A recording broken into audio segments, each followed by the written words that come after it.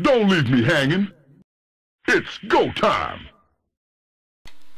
Hey everybody, it's Josh South, aka AskJoshy on YouTube, and you may have noticed that little banner on the intro screen that said PokerDiscounts.com. That's there because they are my new sponsor, and because of them I'll be able to make a lot more StarCraft 2 videos, and you guys will be able to enjoy them a lot more.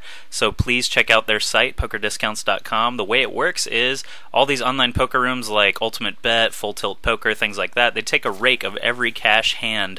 And if you sign up through PokerDiscounts.com, you'll actually get a percentage of that rake back. It's called a rake back discount. It's all very scientific, so please go visit them. And if this sponsorship works out, I may even be able to afford a 1080p natural resolution monitor and be able to upload videos in actual high definition, like real high definition, not just 720p. Right now I've got a 1680 by 1050 monitor, which is so close yet so far away.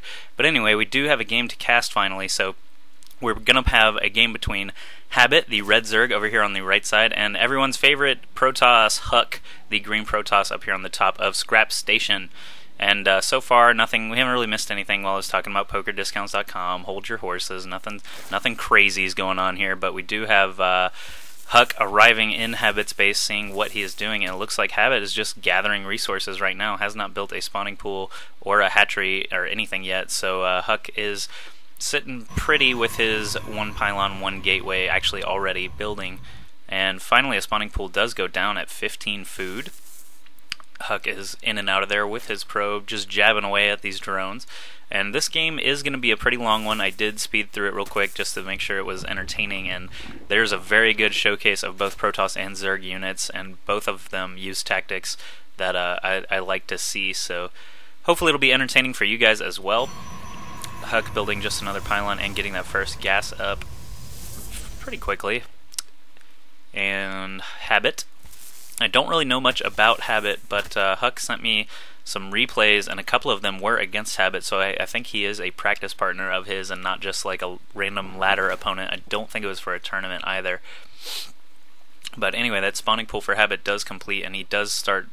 He did drop this hatchery down here around 16 or 17, so HuK churning away at his normal Zerg build order. Cybernetics core coming in for HuK. He's got that one gas done and the second one on the way. Chrono boosting up those probes and not zealots, so probably not going to see too much early aggression, if any. HuK does have a couple of Zerglings out now, chasing this poor little probe all the way around the long way around this map. HuK is throwing up his first gas now as well, so if he was going for Banelings or Roaches or even Zergling speed right off the bat, he is going to be a little bit behind. Normally you would see an extractor while the spawning pool is still building if you're going to see something like that, but he does have his queen out now, right on time with that spawn larva injection.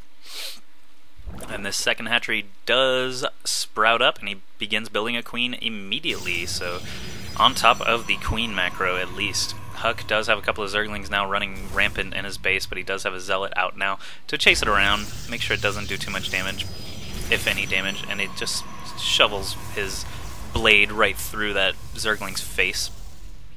HuK is now building his second gateway. It looks like he is producing one of everything, a Zealot, a Stalker, and a Sentry before getting that Warp Gate tech completed. If we go back to HuK, he is actually getting his natural expansion saturated pretty quickly. I like to see that. He is going for a heavy macro build. It looks like he's even got multiple queens. He's got 3 queens up already. One for creep tumors and one to just, of course, stay on top of that larva inject. And he's going for that lair pretty quick, not spending any gas until lair tech. So that's interesting. Going to be seeing some sort of maybe Infestor, Hydra, or Mutaplay. Of course, those are the buildings that you can build with a lair. But anyway, Stargate now coming up for HuK.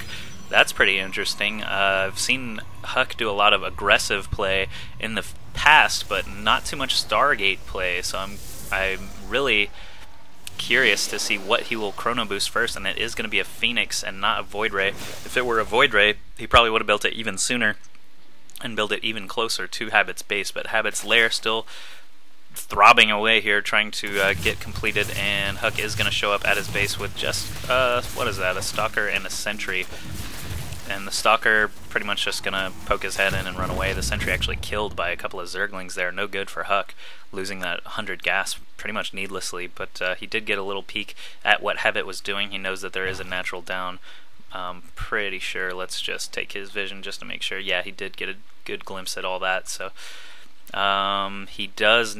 I don't think he does know about the lair being completed. Let's go pop back. Yeah, he has not seen any lair tech yet. So HuK may be caught a little off guard by this quick lair. He didn't see too many lings though, and he did not see any roaches. So he can, narrow down the list of things that Habit is going to be doing in this game. But 2 Phoenixes now out for HuK, a third one on the way. Looks like not too much else is going on. He has been warping in a couple more Zealots and these Tier 1 units from his 2 warp gates in the meantime. And that third Phoenix does now finish for HuK, and let's go ahead and follow him around the map, since I'm sure these units are going to be doing something exciting like Overlord hunting, perhaps. Oh, there's one. Go ahead and kill him off pretty quickly, and Habit is probably not too happy right now, as he does not have any anti-air except for these couple of queens. No, the Hydralisk is done now, actually. So he's got 4 Hydralisks on the field to help defend against these crazy gliding shot Phoenixes, and HuK's Tier 1 army is actually right at the front door as well. But HuK thinks the better of it and goes and retreats back to his base so that he can wait for more Phoenixes to pop out. He could actually kill another Overlord. Habit is underneath his food cap right now. Does not have enough Overlords to support the units he's got, so he's going to lose another one here and just plunge even further. So that's a lot of resources, a lot of larva, and a lot of time that's going to be caused to switch to Overlord production, where he could have been making more and more Hydralisks, of course, which would help him greatly against these Tier 1 units and these Phoenixes, of course, because they are anti-air. And HuK is just relentless with his Overlord killing. Kills yet another one.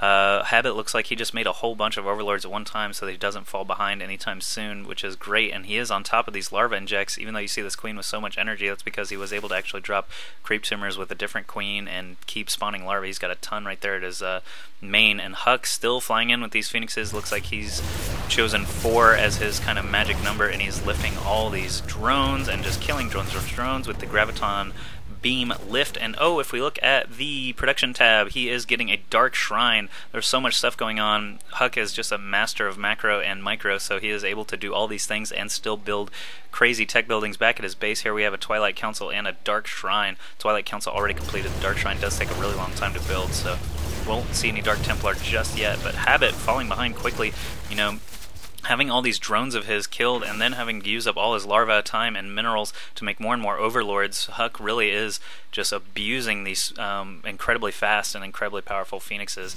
against Zerg, and that's just one huge disadvantage that Zerg have against air units. I mean, Overlords are slow until they're upgraded, and they are they're your farms.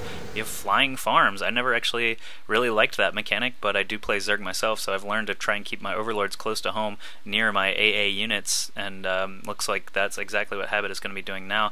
HuK back in with these Phoenixes. His Dark Shrine's still not done. He is building a Templar Archives as well.